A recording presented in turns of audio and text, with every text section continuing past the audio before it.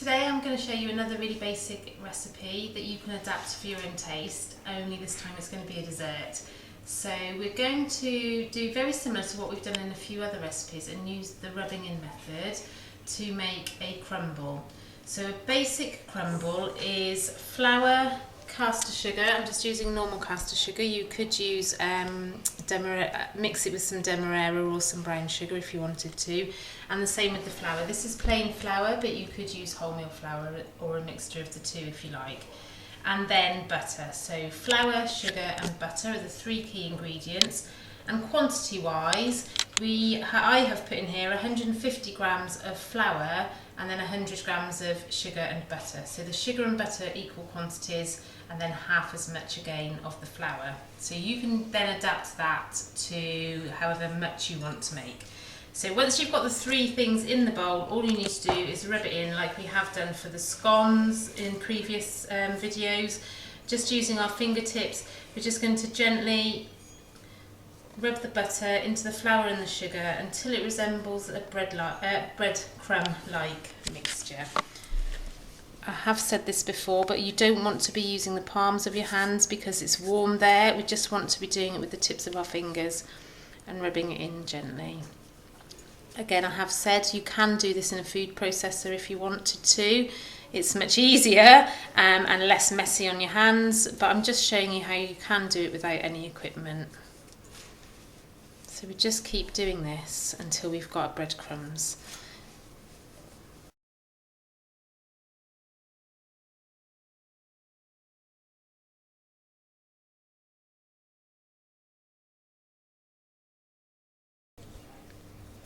And this is a basic crumble mixture which you can put on top of any fruit that you like. Bear in mind you can also use a crumble topping on savoury dishes. Just don't put the sugar in there then. You could use the flour and the butter, again 150 grams to 100 grams, and maybe add in some parmesan cheese just to give it a bit more of a savoury feeling, flavour even. Okay, with this topping, again, like I say, this is a really basic one. Just wanted you to know how to make it so that you can make any crumble that you like. Personally, I do prefer it with a few oats in, so what you could do is add some oats in now, just some porridge oats, handful of porridge oats into the mixture, or you could, if you wanted a more percentage of porridge oats, just take a little bit of the flour out, so substitute a tablespoon of oats for a tablespoon of flour when you're starting off. And then other things that you could do just to flavour it or give it a little bit more texture. I really like a bit of cinnamon in there, particularly if I'm making an apple crumble, so you could put a couple of sprinkles of cinnamon into it or over it when you've made it. Maybe a little bit of desiccated coconut. You could substitute some of the flour for ground almonds if you wanted it to have a slightly nutty taste, or sprinkle in some seeds as well to give it a little bit of texture. So there's just a few ideas there, but we're keeping it simple for today with just the flour, butter and sugar. What I'm going to do now is leave that to one side and we're going to make a basic apple crumble. You could honestly put whatever fruits you wanted into there. So I haven't got cooking apples, and a lot of recipes would tell you to use cooking apples and then to sprinkle them with sugar or to cook them down first. These are just Braeburn apples, pack of 6, and we're going to chop those up and use those. But because they're quite sweet, because they're an eating apple, I'm not going to add any sugar into these as well. I'm going to peel the apples, just using a normal potato peeler, just going around. I like to have a little bowl there for the rubbish.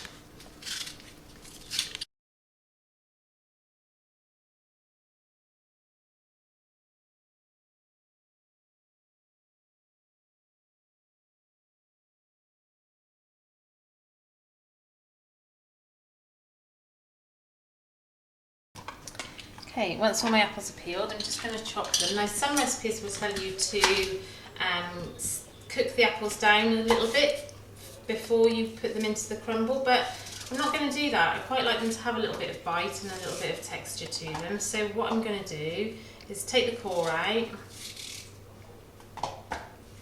If you want to do that with children, you're probably not getting into your hands, so you just chop down onto the chopping board, and then I'm not risking any little fingers.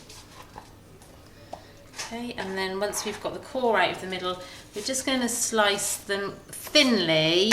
And the reason we're doing them thinly is because we're not cooking them, pre-cooking them in any way. So they're going straight into the dish like that. We're just going to do basic apple and crumble like this, but you could add in some dried fruit into there as well. So there's some raisins there.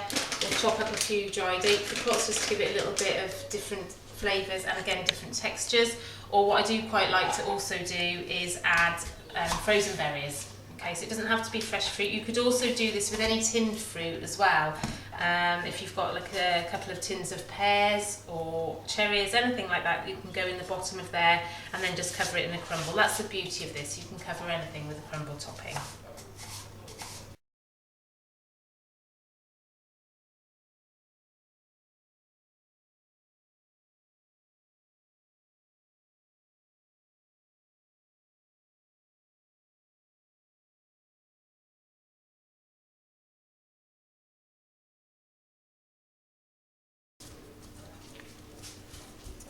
Okay, so I've used all of the apples, might as well, as we've got it.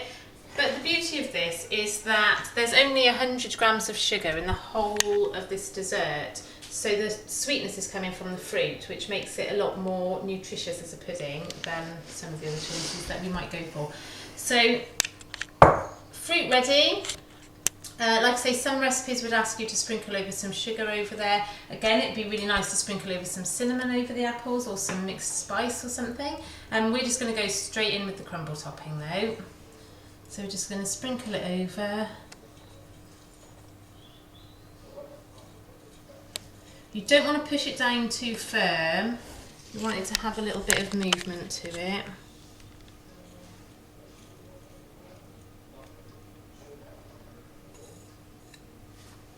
There we go.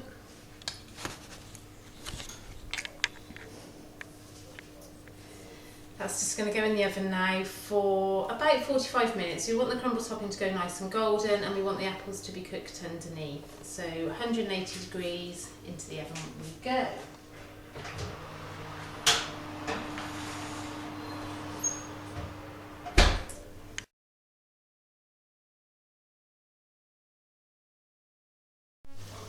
Okay, time's up. Let's get this crumble out of the oven. There we go, it has browned a little bit on top. If you wanted to make it a little bit more golden, you could have sprinkled some demerara sugar on the top before you baked it. But again, we were keeping it simple. So we'll just serve it so you can see what the inside looks like.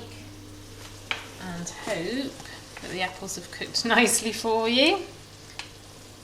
There we go, look at that. Oh yes, nice soft apples, lovely juicy apples with a nice, not too sweet crumble topping, which you could serve with whatever you want. I'm going to recommend ice cream, creme fraiche, natural yoghurt, or a nice big dollop of fresh cream, your choice. Enjoy it and experiment with different flavours. Thank you.